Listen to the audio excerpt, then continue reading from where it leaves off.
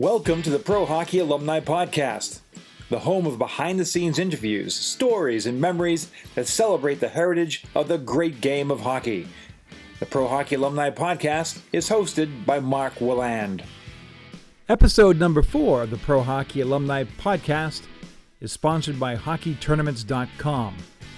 If you're looking to play in a tournament or list your tournament, please visit HockeyTournaments.com. Would also ask you to visit the PHA's official charity, Hockey Cares for Kids, at hockeycaresforkids.org. This charity connects hockey legends with economically underprivileged children. Our program delivers impactful anti-bullying messages, health and nutritional education, and the ability for all kids to play the sport of hockey. Today's guest is Larry Pleau, one of the most respected people in the game and a member of the U.S. Hockey Hall of Fame. Larry was one of the top American hockey players in the 60s and 70s, playing for Team USA at the '68 Winter Olympics in Grenoble. He then went on to play 3 seasons with the Montreal Canadiens, winning the Stanley Cup in 1971. In 1972, Larry became the first ever player to sign with the hometown New England Whalers of the upstart WHA. The Whalers won the WHA championship in '73, and Larry went on to play in 3 consecutive WHA All Star Games. After retiring as a player in '79, Larry embarked on a long and very successful career as an executive with the Whalers, New York Rangers, and St. Louis Blues. We're back with Larry Pleau here on the Pro Hockey Alumni Podcast. And Larry, first of all, it was great to see you and your lovely wife this summer at the Whalers 72-73 reunion. Yeah, that was really a lot of fun. There was, we hadn't seen a lot of those people in so long, and to see Jack and Howard together was really fun. And I thought they did a really good job too. There was a lot of activity, and I know all the guys enjoyed it very much. And a couple of guys couldn't make it. I had talked to them after and talked to them about it and how good it was, and they had wished they could have made it. Selwood was hoping to get there. I talked to Teddy Green afterwards, and Tommy Webster. There was only 3 or 4 that couldn't make it. Yeah, it would have been nice to have everybody, but next time we'll make sure everybody gets there. We'll have a little more lead time. It reminded me though, and as I was watching all you guys interact and being part of the proceedings that night, the close bond, and I see all the emails going back and forth with you guys. The close bond that group still has today. I think when you go through, anytime you win, I think that's you go to a certain extent and you end up winning something together. I think those are memories that stick with you for a long time. It was a heck of a year. It was the first year of the WHA. Everybody took a chance to get there, including all the management and everything. And so it was a lot of memories there. Al Smith wasn't with us, but his wife was there. So, there was a lot of memories that were brought up as we were standing there talking. You remember this, or you remember that. And we're going to have those for a long time. So it was nice to kind of refresh everything with the people that you had a wonderful time with. An exciting year. And it was great to see Jack. He looked great. He was healthy. He spoke at the microphone. He looks great. Yeah, Jack. He's got to be 90? Right, he's 90 plus, and he hasn't lost his fastball. He was great. No, he was great. He was awesome, and it was quite a memorable night. And thinking back at that, as I kind of was speaking earlier that night, and I talked about my experience as a fan, first of all, with the Whalers, and I first heard about the team, and I remember distinctly for some reason. We had the day off from school, and my mother took me down to Plymouth Plantation, see Plymouth Rock and all that. And we were coming back up Route 3 and listening to WBZ radio, and they announced that Massachusetts native Larry Pleau would be the first player to sign with the new New England Whalers of the WHA. And that was not a decision on your part to be taken lightly. Of course, there'd be a pay increase and a return back to New England and an opportunity. However, it's certainly not a sure thing at that point, especially What was your thought process when you decided to jump leagues and join the New England Whalers? Well, I think for sure, you had mentioned it, the pay raise. You wanted to play more. I wasn't going to get ahead anywhere in Montreal. They had so much talent up there, and they were going into a heyday period too. I just wanted to play. I wanted to, at least get paid more money. And I think a big part of it for my wife and I was going back to New England. Me being from New England, that was a great opportunity. So I think that those are the main reasons. And you want to expand yourself. We took a chance. Everybody that came over took a chance. That everybody in the NHL in those days would just tell you there'd never be a WHA and you're never coming back here. And, history showed different. 7 years later, there was a merger. 4 of the teams survived. Right. I think it had a lot. I think it had a lot to do with the way hockey is today, as far as the management side of it and where the growth has gone. And I think that was the first step to where we are today. Right. Certainly gave the players at that time a lot more leverage, and at least had an option, and that certainly changed, as you said, the entire course of the management side of hockey. Now, you did something very unique prior to all of that. An American kid going to play for the Montreal Junior Canadiens. Very rare. I give the Canadiens credit. They were kind of a step ahead of everybody at that point, because I think Bobby Sheehan also joined the Junior Canadiens at some point. I can't even imagine being a teenager, American kid, and going up to Montreal playing with the Junior Canadiens. Can you talk about that with us a little bit? Yeah, basically, I was at a hockey school in Worcester, Massachusetts. Worcester my Arena. Third year there. Yeah, with the old Worcester Arena, right at the circle there. Right there, the home of Keith Elaine and St. Peter's hockey, and that was my home. My home rink. There was one of their first McDonald's in the country. It was right next to it. Right. I can remember they just sold their 1 millionth hamburger. Now God knows how many it is. Right. But there was a small arena, and I was gone there 3 years in a row. And in those days, they had all the pros were teaching in the summertime because they needed a job. They didn't make that much money. Right. And they had Stan McKeeter, Ralph Baxter, and Charlie Hodge, Junior Langlois. They had quite a few guys there. And Charlie Hodge and Ralph Baxter, they were with the Canadiens. And I guess from what I was told after is they called Sammy Pollock and Frank Selke, who was running the Canadiens, and Sammy Pollock, who was running the junior team, that there was a prospect down here that they should take a look at. And after the school was over, they sent Scotty Bowman down, and he came and watched me in a pickup game in Lynn and asked me if I wanted to go and play hockey in Canada, so in Montreal. They had no idea what it was. I just finished my sophomore year in school. I was 16 years old. And my dad, we were hockey people. We loved hockey, and I played a lot of minor hockey, midget, etc. We had just won the midget championship in the USA.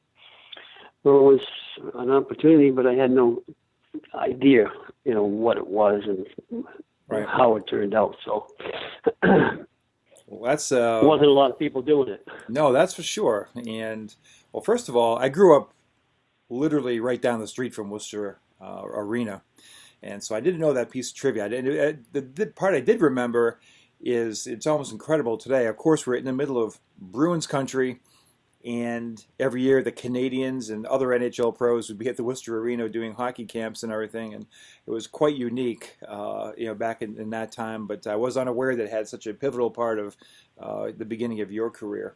Yeah, that was the whole thing. Really, that's what started it. It was right there. 1968, the U.S. Olympic hockey team. You're a member of that team. Kind of one of those things where the teams seem to, sometimes those things can be, luck plays a part in it, and you had a tough seed early on, as I recall. I think you played the Soviets and the Czechs early in that. You ended up having a strong second half of the Olympic experience. The team did well over the last 4 games, as I recall. Can you talk to us a little bit about your memories of that experience? Some interesting people on your teammates on your team that year. But what are your memories of the '68 U.S. Olympic hockey team? Well, it was a beautiful place, Grenoble, France, right in the mountains. It was a great setting. Peggy Fleming was the skater that won the gold medal, I think, in those days. And We ended up in fifth place, but it was a great experience. But, the problem is you're so young. I wasn't actually in the Army at the time, and the coach asked me if you wanted to try out for the team, and I said, sure, but I'm in the Army. And they sent me on temporary duty on Labor Day, and I made the hockey team. So I spent 6 months with the Olympic team towards my Army duty. Pretty good motivation, by the way. Yeah, it was. And we had some good players. Johnny Conniff was with us, Paul Hurley, and Herbie Brooks, Lou Nanny. We had a pretty good hockey team. And we ended up in fifth place. There was only 7 teams in it compared to today. And I know just from reading an article years back that, the TV rights today are so gigantic, billions of dollars. The TV rights for the Winter Olympics was $8 million. And wow. That's just the way everything has changed, Right. But it was a great experience. I enjoyed it a lot, but you're so young, you wish you took some time to see some things and really get some memories and pictures. But in those days, at that age, you didn't do it. No. But it was a great experience. Absolutely. Just speaking of your Army obligations, and I believe this ties into this, you ended up playing with the Jersey Devils in the Eastern League. And for our fans out there that weren't familiar with it or aren't familiar with the Eastern League, could be a little rough and tumble, to say the least. Some real characters. What were your thoughts as you jumped into that league? You obviously did very well, but you were kind of a different type of player for that league. You were a skilled guy and a younger guy. The league was populated by a lot of real tough characters. Do you have any memories from that league that you'd like to share? Yeah, it was another great experience. I never practiced. I played 67 out of 72 games. I won Rookie of the Year. They had John Brophy was there then, who was a tough guy. They had a lot of. That was it. The league was really a lot of toughness in it, but it was a great experience for me. I enjoyed it a lot. I didn't practice. I just played games. I was in the military, so I finished my military in Fort Dix, New Jersey, and Cherry Hill was so close that I could drive over there and play. And I ended up playing 67 games, so it was really another stepping stone that helped me when I reached the pros. But that league is, I don't know, I'm sure most people out there have seen Slapshot. That's right. Slapshot was in that league. All the films that were done in that league were taken from Slapshot. In Slapshot were taken from that league. Right. And quite a few of the characters that were in Slapshot on skates were played in that league. Right. I often tell people that the movie wasn't that much of an exaggeration. It wasn't an exaggeration at all. Really, to tell you the truth.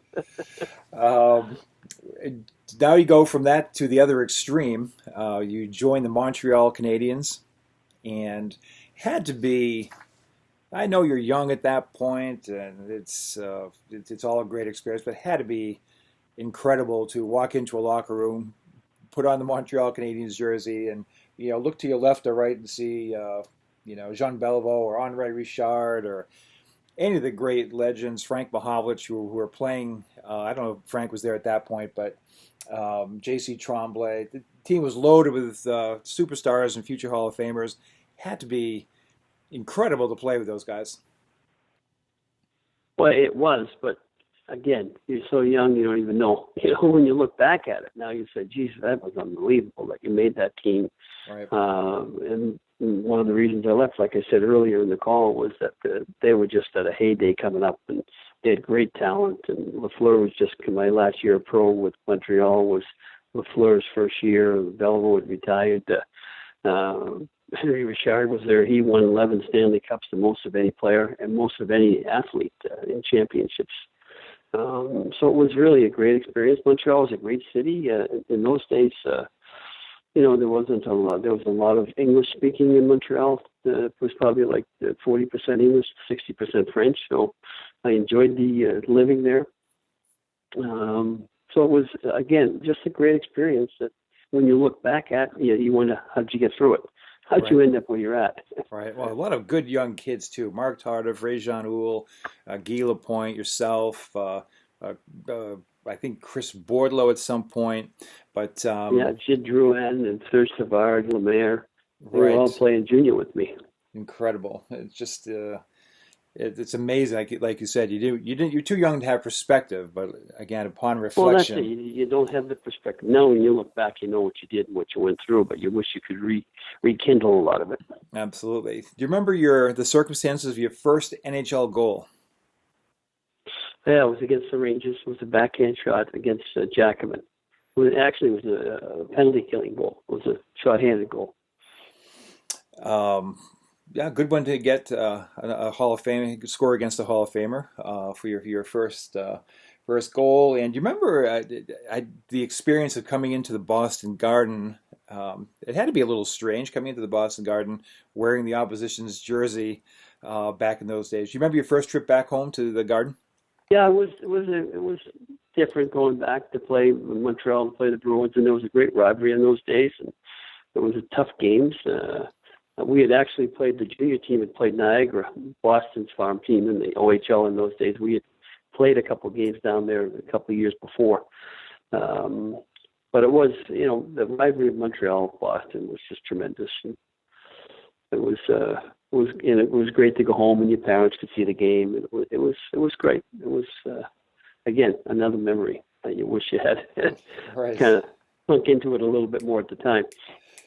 Skipping back to your Whalers experience, you guys pushed through despite a big injury to Terry Caffrey. You win over the Winnipeg Jets. I believe you had a hat trick in that last game, which was on CBS TV, and they cut out the post game.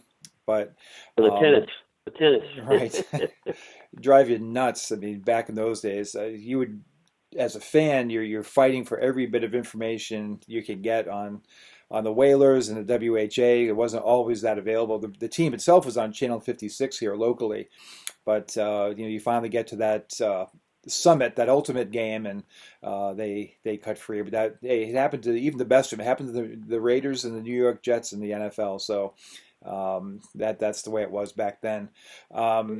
As you look back at as the Avco finals that year against Bobby Hull and Chris Bordelot, and they had some great goaltending with Joe Daly and Ernie Wakely. What were your memories of the finals and winning the Avco Trophy? I can remember the final game that morning. It was opening day for fishing, and I was up early. I couldn't sleep, so I went out and I went fishing in the morning around 6 o'clock. And Jimmy Dory was with me. We were roommates. And then we came back, had breakfast, had a little bit of a snooze. It was an afternoon game. And we ended up winning the game. I think it was like 9-3 or 7-3, something like that. Yeah, it was a high score. No, it was like 9-6. 9-6 maybe.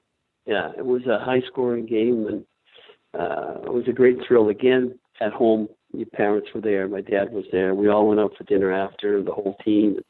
It was a great experience. And, Jack and Ron, and they were great. I mean, they were Howard. They were the people who, brought that franchise in and did what they put it together right from the get-go.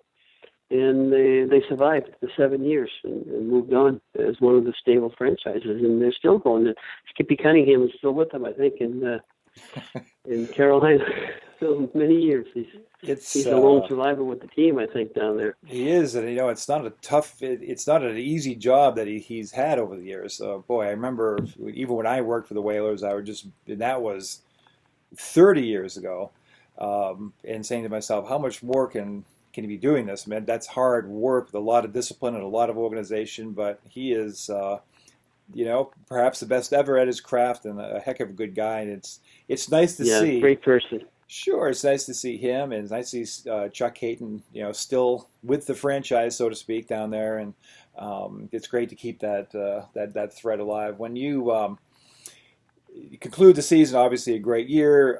The next year ends a little bit short in Springfield. You guys had a lot of injuries playing Chicago Cougars in the '74 playoffs. But the next year, you go to Hartford, Connecticut. You have a home of your own. What were your thoughts upon moving to Hartford and the reaction of the fans upon your arrival? Well, the reaction of the fans was great. I mean, they were, they wanted hockey. It was big league for them in that city. The response from them was outstanding. We had great fans. It was difficult for us, not difficult, but we had moved to New England because that's where we wanted to be, in Boston. and then they're moving the team. But once you got settled in, my wife and I bought a home down there. We had the one child leaving Boston, so our life had started to grow. And to go there, we ended up staying there 13, 14 years. So it was a great part of our life that we really enjoyed. A lot of good friends in that area, and actually it's a great place to live. Great quality of life down there. Right. In Hartford in 1975, the first year in the playoffs, you find yourself kind of in the middle of one of hockey's all-time notorious brawls against the Minnesota Fighting Saints. The brawl in the Mall. And so you end up famously taking a cheap shot, as was described by Bill Butters, who since changed his colors. And what are your memories of the brawl in the Mall, Larry? Well, I was in the penalty box, but Billy Butters was in the penalty box. We both had that roughing penalties, and the brawl started. I come out of the penalty box. He came right behind me, and once I got to where the fight was started, he had punched me, and then it just took off. And it went on for I don't know how many minutes it went on for, but quite a bit. And then Jack Carlson got into it with Nick Fatillo. There was many grabbing and punching, and there was a lot going on for a long period of time. Yeah, sure and was. Bob Newmeyer describes it pretty good. You sure did. I got that 45 record when I first went down to Hartford, and I wore that thing out. I loved listening to both sides, the Whalers song, and I loved listening to the brawl in the Mall. I remember a couple years ago talking with Gary Swain about that. He said he was never so tired in his life after that fight was over. Yeah. He had 3 different fights in the same mix there. So, but the crazy part about it is both teams flew to St. Paul on the same plane. Oh, that is nuts when you think about after it. the game. Yeah, we flew back because it was the playoffs, and I don't know if it was the playoffs, but we played them the next night, and we both were on the same plane because they did that sometimes. Right. Saving money and stuff, and after that brawl, we're on the same plane. That is just... The train is sat in between. That's insane. The whole era, of course, was a lot different back then. That whole playoff series started out in the Minnesota hotel room where Gordie Gallant gets into a fist fight with Harry Neal. He gets suspended, and then soon after we have that. Going into just real quickly, 75 and 76. Again, injuries plagued the Whalers through that year's first year without Al Smith. And then you guys go on a tremendous playoff run. One of the most exciting parts of Whaler history, really, where you end up going to the third round, losing in Game 7 to the Houston Aeros eventually. But great series over Indianapolis and a 3-0 series over Cleveland preceded it. Cap Raider comes out of nowhere to... help carry you guys with some great goaltending. What are your memories of that 1976 playoff run? It was a great. It was because we had won a few years back, so we were hoping to get back, and that was our chance to come back. Cap came in and had a hell of a run for us, and it was exciting. Playing the house, who ended up with us eventually, but they had a great team, and it was really good playoff hockey, exciting. Good fans in both buildings, so that's what makes the games exciting too. Is when you get the fans into it. And Hartford was well into it then. Oh, absolutely! Every game was packed and with a lot of enthusiasm, to be sure. Yeah. Looking ahead, Larry, when you eventually your career concludes, you get into the management side of hockey. The Whalers come over in year 1, have a decent first year. You're still playing at that point. I think finish 14th out of the 21 teams, but the team's getting a little bit older and recalibrating, so to speak. Had some tough drafts in 79 and 80. Eventually, you coach the team and then take the reins of the franchise. And it's an interesting time for yourself professionally. You're very young. You're given a lot of responsibility, and you draft Ron Francis, and things look to be getting the pieces in place to move the franchise forward. And then Emile Francis comes in, and a change is made at the top. Now, here's a good lesson that I learned by observing you at that point, and I think a lot of people can learn.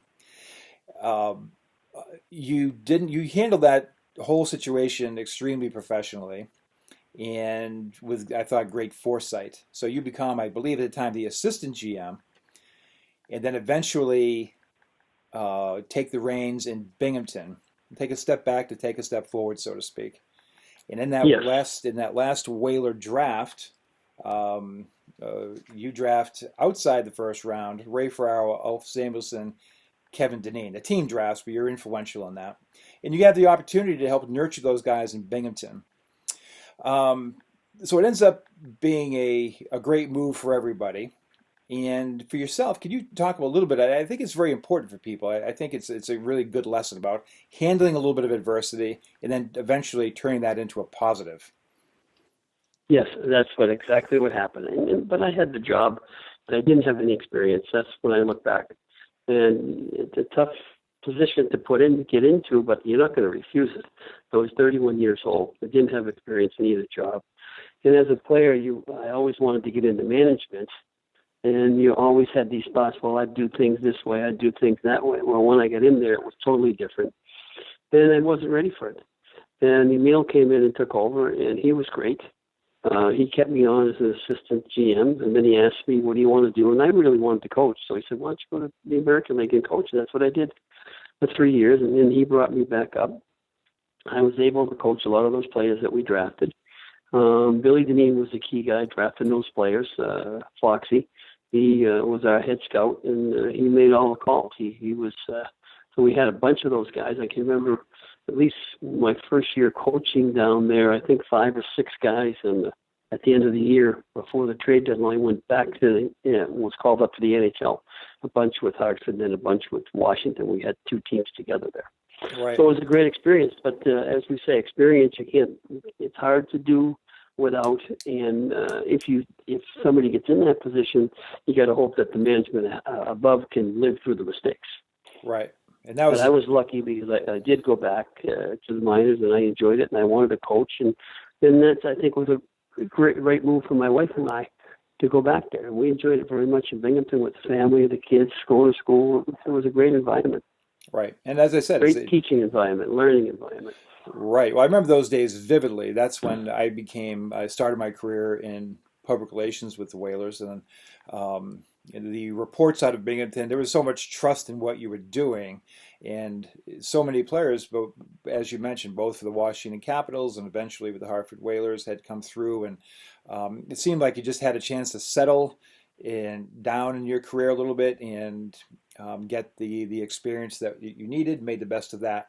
Well, eventually, of course, you returned to Hartford, 1988, replaced Jack Evans, have a nice run there over the next year and a half. However, an ownership change occurs, you get replaced, but have a brand new start with a great opportunity with the New York Rangers. Well, that was, again, I did everything I possibly could, every job, all the titles. I did radio, TV, etc.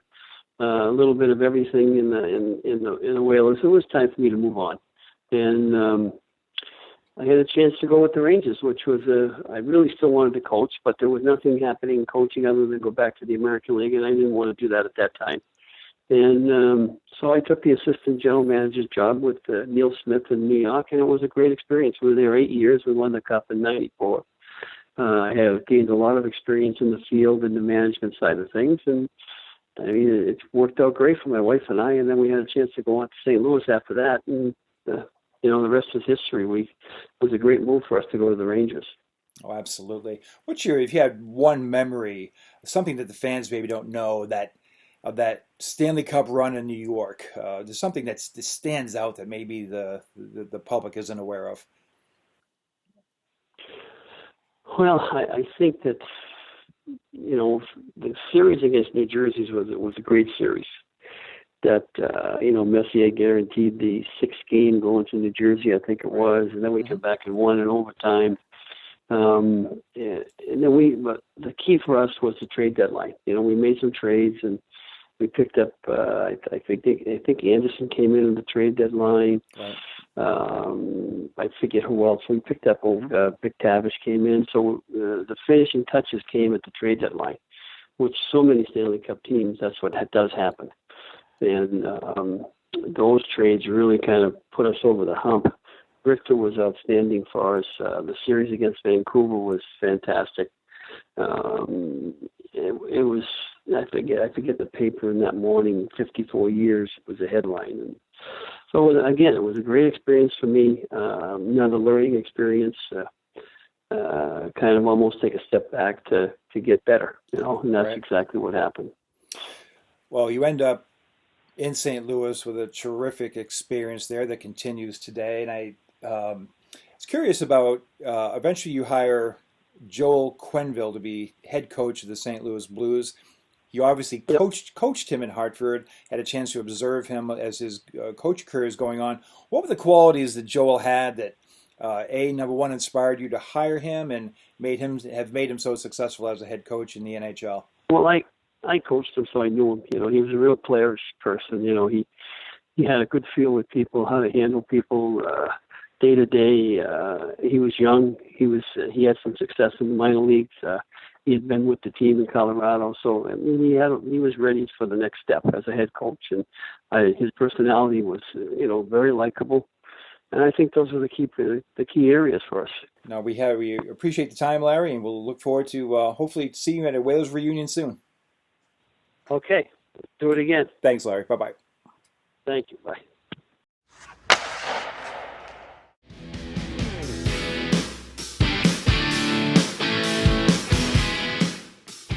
Thanks for listening to the Pro Hockey Alumni Podcast. Be sure to visit us at prohockeyalumni.org.